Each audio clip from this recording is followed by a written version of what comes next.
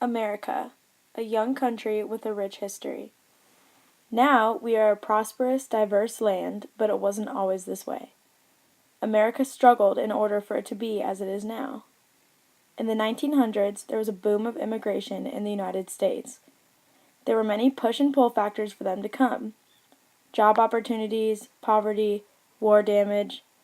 World War II enforced the belief of the American dream for immigrants and influenced them to travel to America.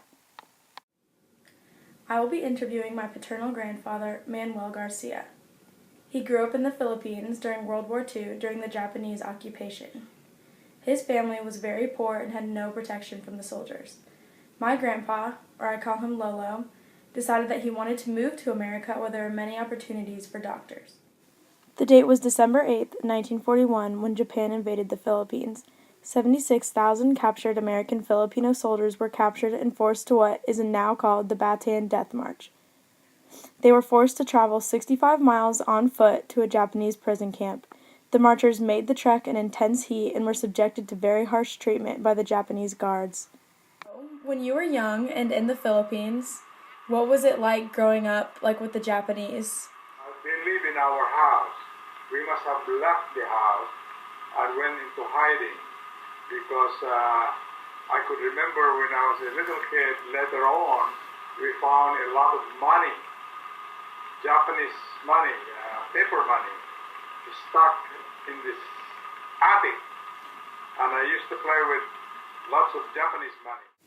Though World War II fighting ended in 1945, the evolution in medicine continued at a rapid pace. So, the necessity for medicine in World War II started a medical boom and allowed immigrants from other countries to be doctors in America. When did you decide that you wanted to move to America?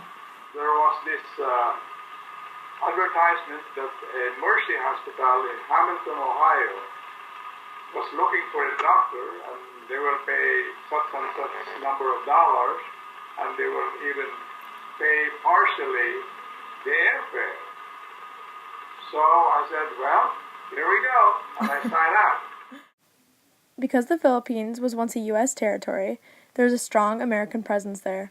Some medical schools and hospitals were established and are now funded by the U.S., so those are rather good. But on the other hand, the Philippines is still a developing country, so in general, while compared to the U.S., the Philippines does not stand a chance in medicine.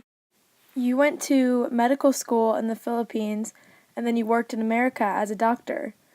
What was going to medical school in the Philippines like? There are several medical schools in the Philippines, okay? Mm-hmm.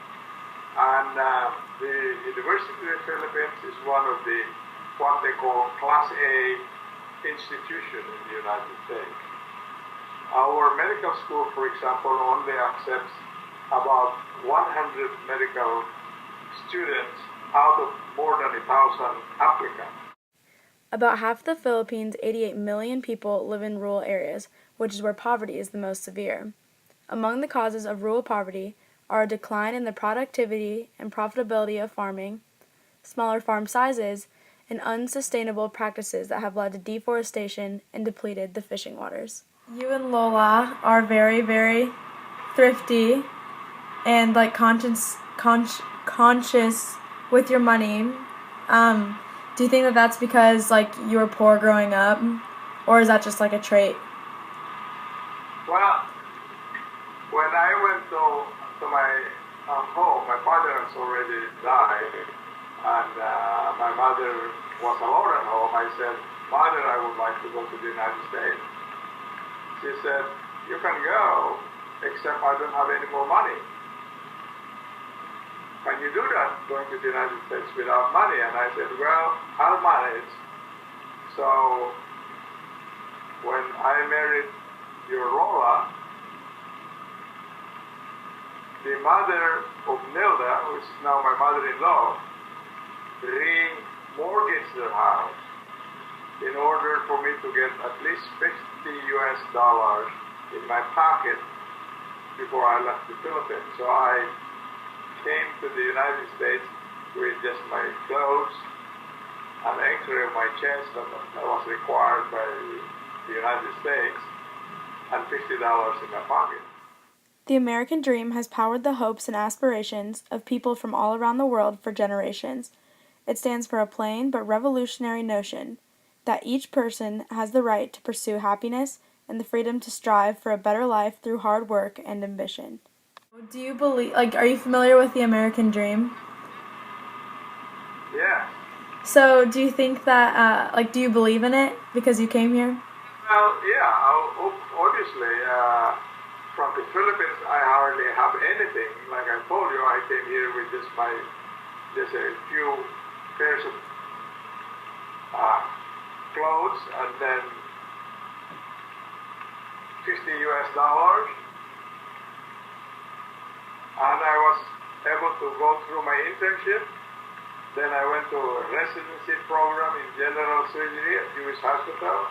Eventually went to practice. When I went into practice, my first year, I think after all the office expenses and everything, I had $30,000